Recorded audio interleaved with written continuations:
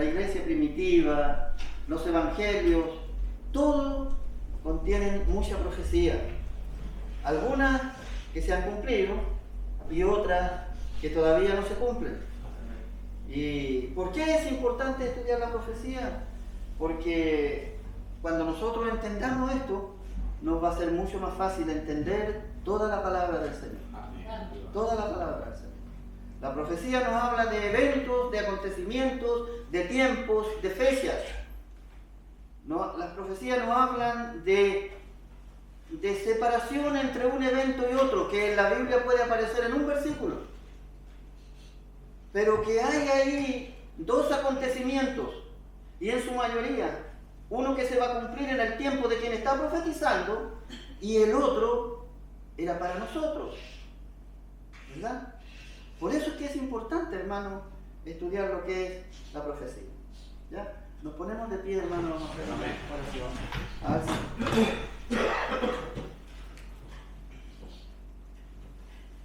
Hermana Evi, Padre Santo, en esta noche, Señor, vamos delante de su presencia, Padre. Amén. Dándoles las gracias primeramente, Señor, por la vida, Señor, por la salud, por darnos Sí, la Señor. posibilidad una vez más, Señor, de poder llegar hasta el estudio. Amén. Padre. Gracias, Te Señor. rogamos que usted sea primeramente con nuestro hermano, Amén. Señor, que lo utiliza, Señor bendito, dele usted el entendimiento, Señor, también a nosotros para poder entender de manera clara, Señor, lo que nos quiera enseñar, Señor, de la manera que pueda quedar también en nuestra mente, Amén. Padre bendito, poder aprender, Señor, y que nuestra llegada aquí no sea en vano, Amén, Señor, Señor. Amén. sino que de bendición y edificación para nuestras vidas, Amén. Señor.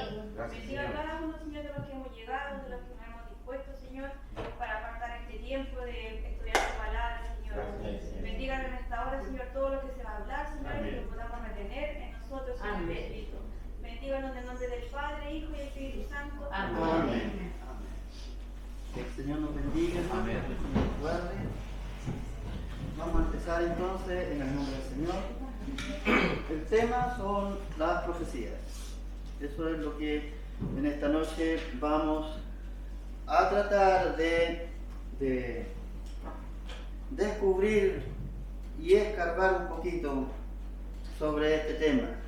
Como siempre nosotros hemos dicho, hermanos, cada vez que nosotros nos metemos a escudriñar en algo, descubrimos que son enseñanzas, son temas amplios, profundos, maravillosos, interesantes, enriquecedores. Siempre va a ser así.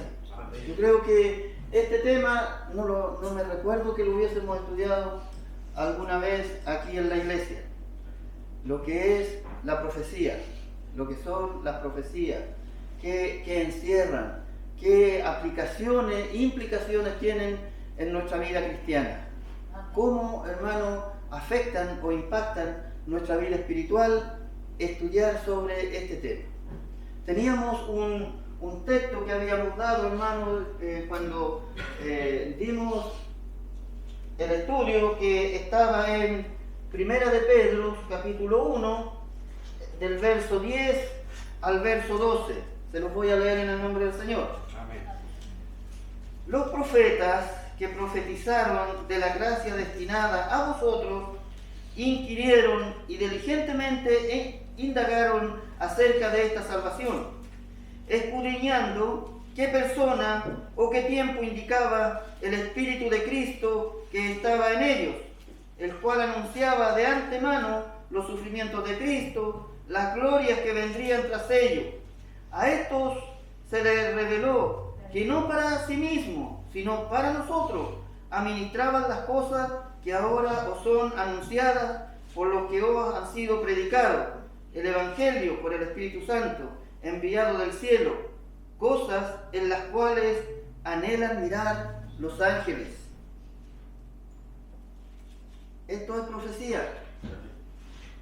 Esto es profecía. Pedro está hablando aquí de lo que mucho tiempo antes, dice la palabra del Señor, a los profetas se les fue anunciado.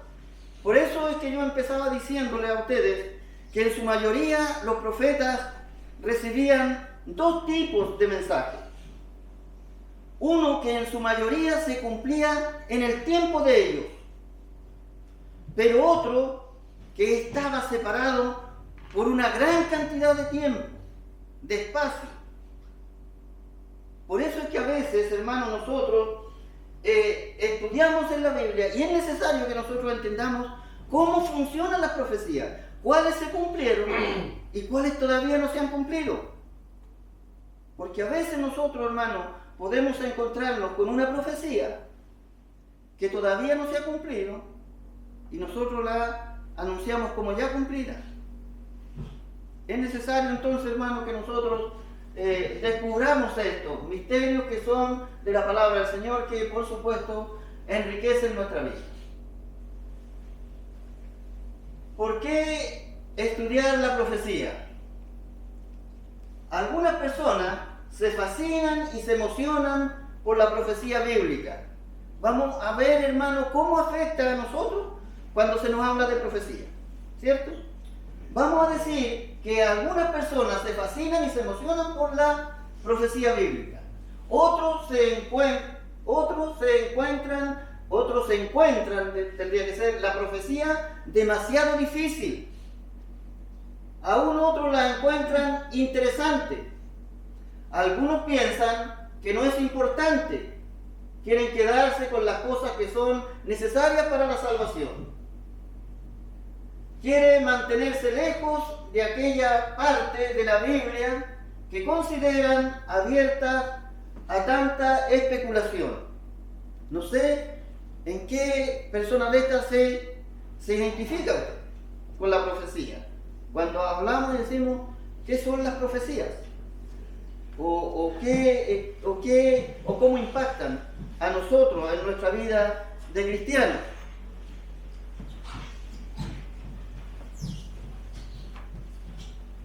Y tendríamos que hacer la pregunta, ¿quién tiene la razón? ¿Quién tiene la razón? ¿Los que se fascinan con la profecía, a los que le encanta, a los que la hallan un poco complicada, a los que piensan que no es necesaria, a los que sienten que a lo mejor tienen muchas cosas que nos pueden confundir? Pero ¿por qué estudiar la profecía? De todos modos, ¿por qué estudiar la profecía? La Biblia fue escrita en un periodo de 16 siglos por unos 40 escritores. La Biblia está llena de profecías. Si usted considera el estudio bíblico importante, entonces ya usted considera el estudio de la profecía importante. Si nosotros, hermanos, consideramos que el estudiar la palabra de Dios es importante para nosotros, que nos hace bien, que verdaderamente, hermano, es algo que nos enriquece, que nos fortalece, que nos lleva a un crecimiento, a una madurez. Si usted tiene esa visión de los estudios, de estudiar la Biblia, usted está interesado. Usted considera el estudio de la profecía importante. ¿Por qué la profecía? Porque la profecía, como podemos ver, no es un segmento menor de la comunicación de Dios con el hombre. Desde Génesis, en el capítulo 3, hasta Apocalipsis, del capítulo 22, la Biblia está llena de profecías. Llena de profecías. Si nosotros vemos, hermano, ¿quién puede buscar Génesis capítulo 3? Vuelvo atrás un poquito. Génesis capítulo 3, ahí está. Génesis capítulo 3, verso 5. Estamos viendo, hermano, cómo la profecía está en toda la Biblia. Amén. Amén.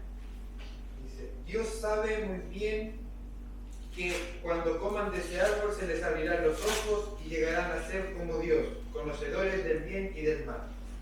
Amén. Esa es una palabra dada por Dios con mucha anticipación a estos personajes que él había puesto en el huerto, ¿cierto?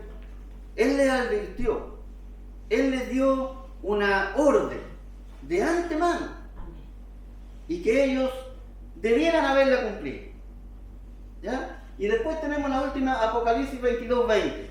¿Cómo termina? El que da testimonio de estas cosas dice: ciertamente vengo en breve.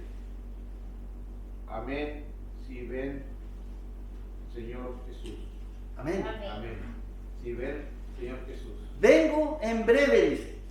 Amén. Esa es una profecía. Ciertamente vengo en breve. Ciertamente vengo en breve. ¿Cierto? Eso es una profecía. ¿Que se cumplió o que no se ha cumplido? Eso es importante, hermano. Cuando nosotros leamos las profecías, debemos ir ordenándolas. ¿En qué espacio va una y en qué espacio está lo otro? ¿Cierto? Lo que primero le dijo Dios a estas personas, que no comieran de ese árbol, porque si lo llegaban a hacer, iba a tener un impacto muy negativo en su vida. ¿Eso se cumplió o no se cumplió? Eso se cumplió. Nosotros vimos el cumplimiento y hemos visto los resultados. Las profecías, hermanos, en su mayoría traen una consecuencia o una bendición. Todas vienen como con un envoltorio. Las profecías, y lo vamos a ver, las profecías traen una consecuencia o una bendición. ¿Verdad?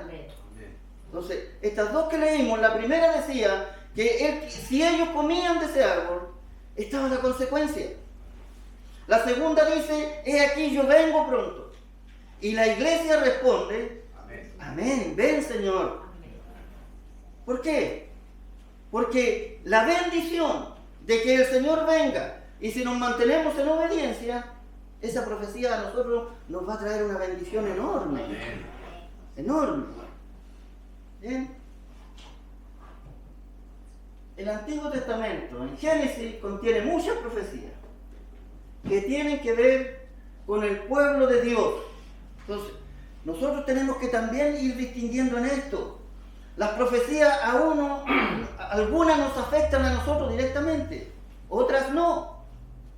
Entonces nosotros no podemos meternos en una profecía que trae una bendición o una consecuencia para un cierto tiempo, para un cierto número de personas.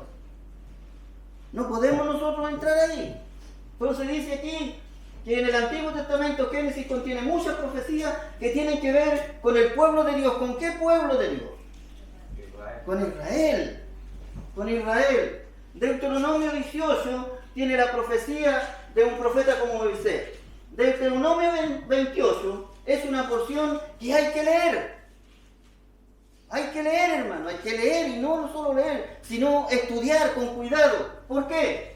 Porque es una porción que hay que leer para entender lo que pasa con los judíos en el día de hoy. Entonces, esta profecía tiene nombre y apellido, tiene destinatarios. Cuando nosotros leemos eso, tenemos que tener cuidado, es interesante, es importante, porque nosotros podemos, hermano, tener una visión de lo que es el pueblo de Dios, porque Dios nunca va a dejar de tratar con su pueblo, así Él lo dijo, así Él lo enseña, ¿cierto? Los libros históricos contienen muchas profecías. Por ejemplo, Segunda de Samuel, capítulo 7, del 1 al 7, y capítulo 12, el verso 10 y 11. Inclusive muchos salmos son profecías. El Salmo 2, 22, el Salmo 69 y el 110. Casi la mitad de los 39 libros del Antiguo Testamento son proféticos.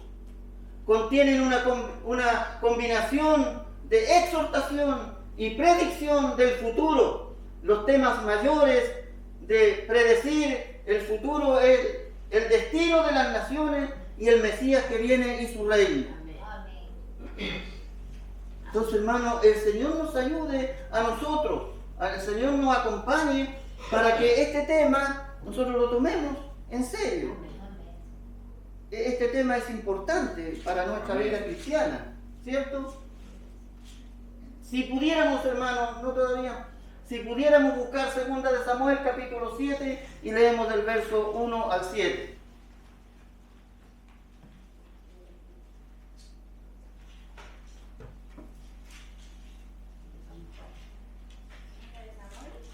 Sí. Segunda de Samuel 7, del 1 al 7. Amén. Aconteció que cuando ya el rey habitaba en su casa, después que Jehová le había dado reposo de todos sus enemigos en derredor, dijo el rey al profeta Natán: mira ahora, yo habito en casa de cedro, y el arca de Dios está entre cortinas. Y Natán dijo al rey: anda y haz todo lo que está en tu corazón, porque Jehová está contigo. Aconteció aquella noche que vino palabra de Jehová a Natán diciendo: ve y di a mi siervo David, así ha dicho Jehová, tú me has de edificar casa en que yo more. Ciertamente no he habitado en casas desde el día en que saqué a los hijos de Israel de Egipto hasta hoy, sino que he andado en tu tienda y en tabernáculo, y en todo cuanto he andado con todos los hijos de Israel. ¿He hablado yo palabra alguna de las tribus de Israel, a quien haya mandado a apacentar a mi pueblo de Israel, diciendo: ¿por qué no me habéis edificado casa de cedro? Amén. Amén. Entonces, hermano, si nosotros queremos ir aclarando, cuando hablamos de profecía, ¿de qué estamos hablando? Estamos hablando de la voz de Dios, de lo que Dios quiere decir a su pueblo, tanto en el Antiguo Testamento como para esas personas, como hoy día para nosotros. No nos olvidemos que hay profecías reservadas para nosotros hoy día, para su iglesia, para el pueblo del Señor. Vamos a ver más adelante cómo la iglesia, hermano, cómo la iglesia es edificada y enseñada por las profecías. No pensemos nosotros